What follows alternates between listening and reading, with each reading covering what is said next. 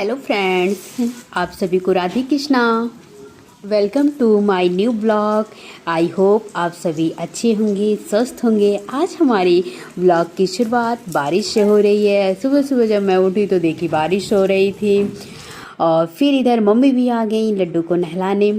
उन्होंने लड्डू को नहलाया, उसके बाद कपड़े पहना कर सारे श्रृंगार करके चंदन लगा के लड्डू को सिंहासन पे बैठा दिया। फिर उनकी पूजा अर्चना की। उसके बाद लड्डू को भोग भी लगा दिया और फिर मम्मी अपना पूजा करने लगी। पूजा मम्मी जब तक कर रही थी फिर हम लोगों ने गर्म पानी पिया। गर्म पानी पीने के बाद फिर हम लोग नाश्ता कर रहे हैं। ये जो आवाज़ आ रही है प्लीज़ आप लोग इसको अवॉइड करिएगा, क्योंकि हमारे घर में प्लम्बरिंग का काम चल रहा है ऊपर। और फिर इधर खाना बनने लगा। खाना बनने के बाद लड्डू को सबसे पहले भोग लगा। भोग में खिचड़ी और आलू का भरता था। लड्डू को भोग लगने के बाद फिर आ गए हम लोग भी अपना खाना खाने। खाना जैसे ही ख़त्म हुआ तब तक घड़ी में बज चुके थे 12। आ गई छोटी बहन लड्डू को पानी पिलाकर सुलाने। उसने लड्डू को सबसे पहले पानी पिलाया। पानी पिलाकर उनके सारे श्रृंगार को उतार कर लोरियाँ गाकर लड्डू को सुला दिया। अब मेरे लड्डू सो चुके हैं। फिर आ गए हम लोग आराम करने, क्योंकि दोपहर हो चुकी थी। तो कोई आराम, कोई फ़ोन चला रहा है, पर मैं बैठ गई पढ़ने के लिए। अब टाइम का पता ही नहीं चला। तब तक शाम के बज चुके थे 4।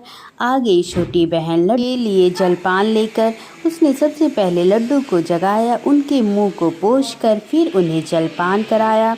जलपान में दही लेकर आई थी और दही इन महाशय को भी बहुत पसंद है, इसलिए लड्डू को खिलाने के तुरंत बाद इन महाशय को भी दही खिलाया गया, क्योंकि इनको दही बहुत पसंद है।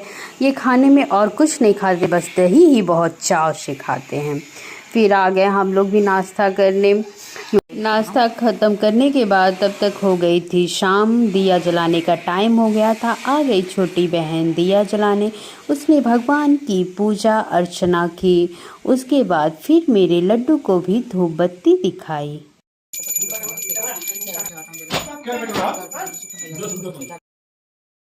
पापा गए थे गांव, तो वहाँ से पापा आम, कटहल और ये अरुई का पत्ता लेकर आए थे और कुछ सब्जियां भी लाए थे। वो पापा ख़रीद कर लाए थे। तो वो सारे सामान मैं इसमें रख रही हूँ, क्योंकि फ्रिज में जगह नहीं बचे हुए हैं।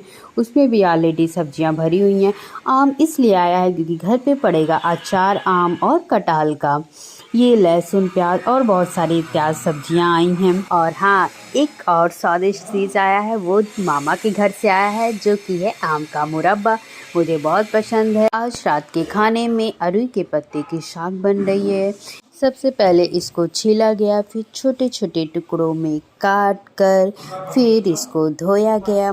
धुल कर फिर इसको कढ़ाई में छौंकने जा रहे हैं। सबसे पहले कढ़ाई में ऐसे ही अरुई के पत्ते को डाल दिया जाता है। फिर जब थोड़ी देर के लिए वो गल जाए, फिर उसमें नमक, मिर्चा, तेल और हींग ये सब डालकर उसको धीमी आंच पे गलने दिया जा रहा है। और इधर चावल भी बन रहा है। जब तक वो गल रहा है तब तक इधर लहसुन भी छील लिए गए। अब लहसुन को भी उसमें डाल दिया जाएगा।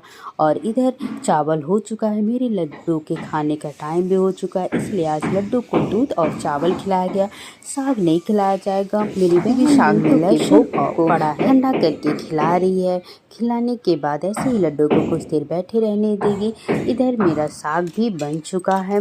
जब ये ठंडा हो जाएगा तब इसमें नींबू के रस को डाला जाएगा, जिससे थोड़ा खट्टापन आए। इससे साग और टेस्टी लगता है। खाने के बाद ये काफ़ी टेस्टी लगता है। अब साग ठंडा हो चुका है, उसमें नींबू के रस को डाल दिया जाएगा और फिर खाना निकल जाएगा। खाने में चावल, साग और आलू का भरता है। खाना हम लोग भी खा चुके। इधर लड्डू के सोने का टाइम हो गया। पानी पिलाकर लोरियाँ गाकर लड्डू को सुला दिया। आप सभी को अगर मेरा ब्लॉग अच्छा लगा तो कमेंट करना मत भूलिएगा। आप सभी को राधे कृष्णा, शुभ रात्रि और अपना प्यार बनाए रखिएगा।